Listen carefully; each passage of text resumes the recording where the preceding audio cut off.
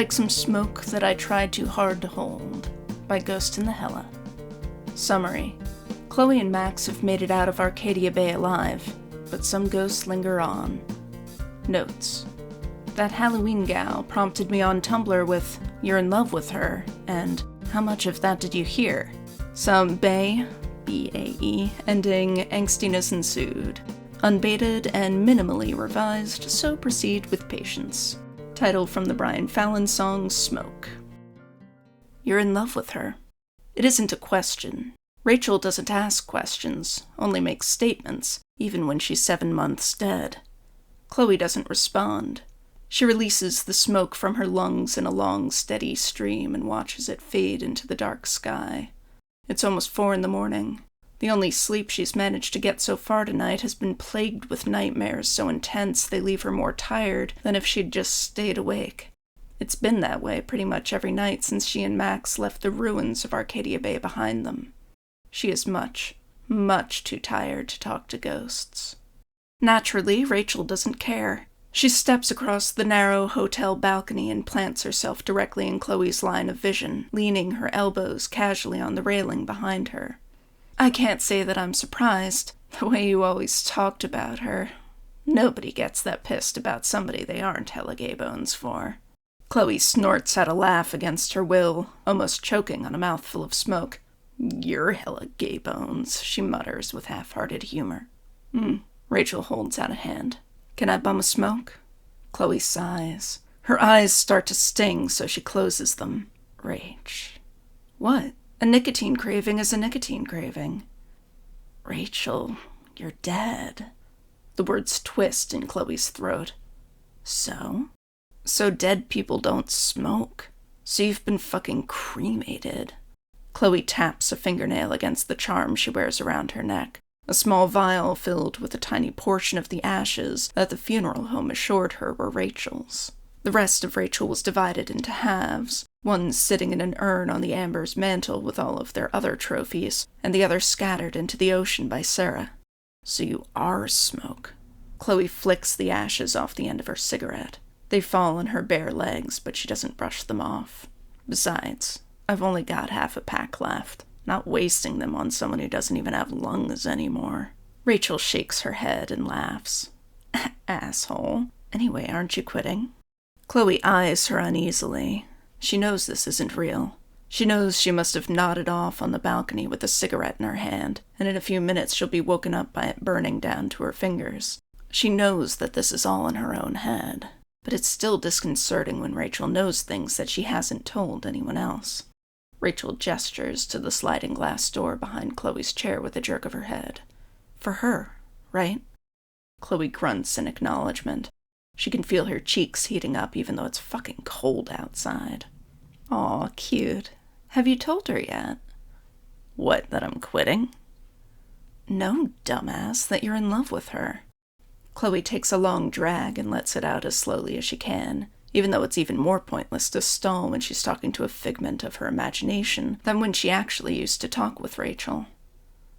I told you, she admits at last. Look how well that went. But I'm not Max. And it wasn't all bad, was it? No. Chloe's throat seizes up and her eyes fill with tears. No, it wasn't all bad. Rachel, you should tell her. I know, but you're scared. Rachel nods thoughtfully. Oh, Chloe. The cigarette drops from Chloe's fingers as she curls up into herself, sobbing like a baby into her bare knees. Chloe, Chloe. A gentle hand strokes the back of Chloe's head. Chloe thought it might feel cold if it felt like anything, but it's warm. It smells sweetly of jasmine. I trusted you, Chloe gasps out, the words raw and wet. I know. You hurt me. Rachel's voice is soft with regret. I know. Chloe shudders and wipes at her tears. I miss you. I miss you too. I miss you like I miss breathing, like I miss smoking cigarettes and swimming and kissing and laughter and sex. Please don't say that shit to me right now. I can't, not right now. I can't. I know. I'm sorry. A soft kiss presses into Chloe's hair and Chloe sobs. You should tell her. I know you're hurt and you're scared, but you should tell her. Chloe shakes her head. I can't. I can't lose her. I can't lose her like I lost you, like I lose fucking everyone. Which is why you should tell her. Tell her so she knows where she stands. Because I guarantee you she's just as scared as you are. Aren't you, Max? Chloe lifts her head with a sudden jolt. Max?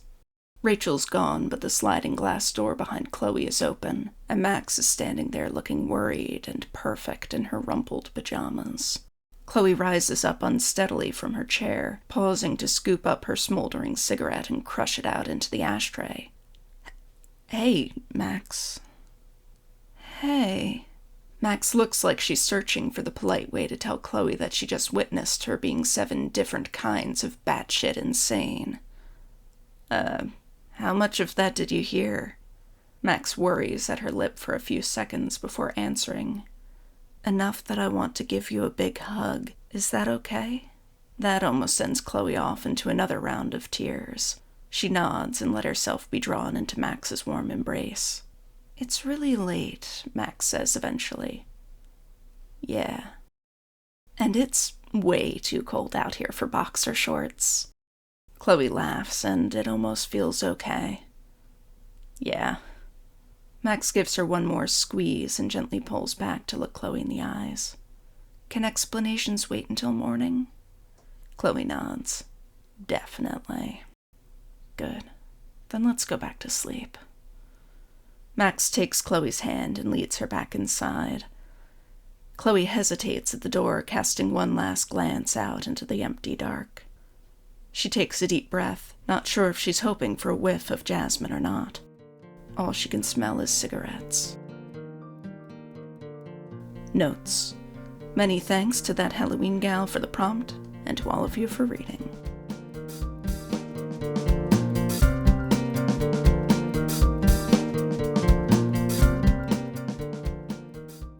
I think this might have been the first appearance of Ghost Rachel in my writing, which has since become very much a recurring theme. These sort of visitations that, are they Rachel's ghost? Are they Rachel as a dream? I guess it's kind of playing on the dreams or dreamlike visions that Chloe had in Before the Storm, where it wasn't really clear, is this just a dream, or does this have something a little more mystical or magical going on, where she'd have conversations with her dead dad, and sometimes Rachel would be there even though Rachel was still alive.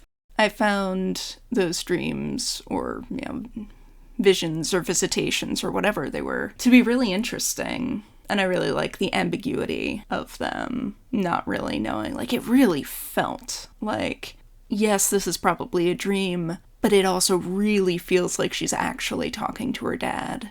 And so I feel like my Ghost Rachel / Dream Rachel stories, starting with this one, I'm pretty sure, they kind of pick up that same thread, just with Rachel instead of William. In this one, since it's post-storm, Chloe knows that Rachel is dead and, kind of acknowledges that Rachel is dead. In some of the other fics, she's still kind of in denial about it. They take place before Max returns to Arcadia Bay, and therefore before Chloe knows that Rachel is dead. And I feel like for me, when I'm writing them, I am generally writing them as if it is really Rachel. Whether it's taking place in a dream state or not, I usually write it as if, I write it from the perspective of, this is at least in some way actually Rachel Amber talking to Chloe. And, telling her things that she is not necessarily ready to hear, but that she needs to hear. Yeah, I've written a lot of Ghost Rachel at this point. I have a hard time with writing, I guess, not acknowledging events of canon. There are a lot of stories where it's everybody's alive and okay and nothing hurts. And I love those stories. Those are great. But I have a really hard time writing them. So usually, unless I am writing something that is explicitly an AU, And even at least one occasion where it is explicitly an AU, but Rachel is still dead in it. My stories are usually either with Rachel already dead or with the knowledge that Rachel is going to die. Like, if they're taking place in the time before her death, whether it comes across in the story or not, like, in my head I know where Rachel is going to end up. And it kind of sucks, but it really, it's Rachel, you know, it's, unless it's an AU, then, like, most of my stories could potentially slot into canon if you wanted them to. And so Rachel is always either dead or going to be.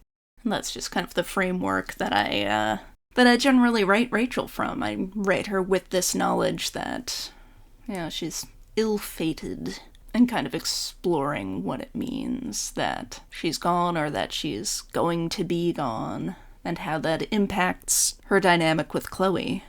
And I do really like that Before the Storm gave us those moments with William, since that in turn has kind of given me these moments with Rachel, where Rachel hasn't necessarily, like, taken the place of William. I'm sure she still does have dreams and visitations and stuff from William as well, but where she has become another figure in Chloe's unconscious or subconscious or consciousness, who is trying to communicate with her, who's trying to give her a little push every now and then, to guide her in the right direction.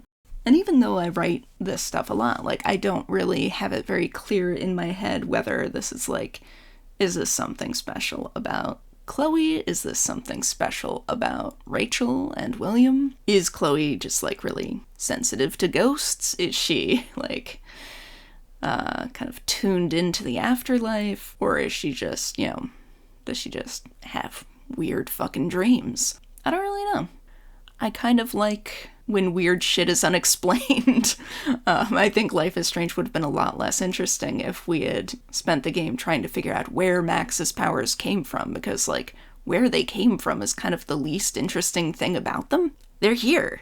That's, you know, she has time powers. What is she going to do with them? What are the consequences going to be? Why do these consequences make basically no sense?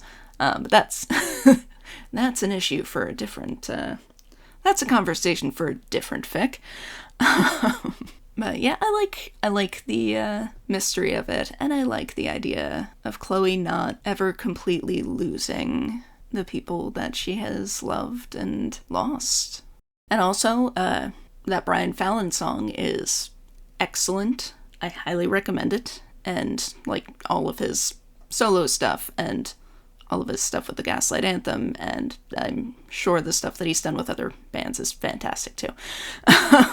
But I thought that line, like some smoke that I tried too hard to hold, really worked well with, like, all the smoke imagery in this one, and then the way Rachel is kind of there but also not, and, like, with her being cremated, that, you know, she kind of is smoke and ash.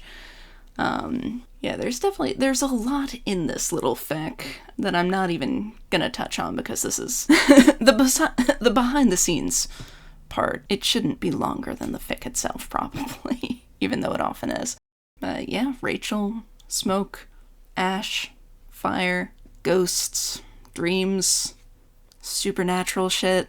It all kind of feels right together for me. So I hope you enjoyed this little visitation. I hope you liked I hope you enjoyed the story and this little glimpse behind it, and see you on the next one.